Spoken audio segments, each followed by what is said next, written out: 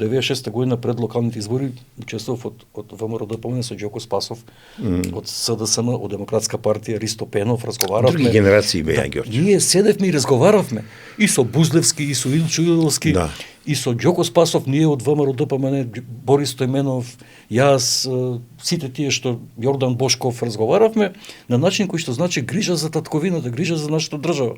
Од двете страни вие сте партија, после ние сме опозиција, ние тоа сме го правеле, барем јас кога сум бил активен, секое време и во парламентот, и во локална самоуправа, и во влада. Тоа го направи Мицковски. Го врати на некој начин тој прапочеток назад и почнавме повторно да веруваме дека е можно со диалог да ги решаваме проблемите.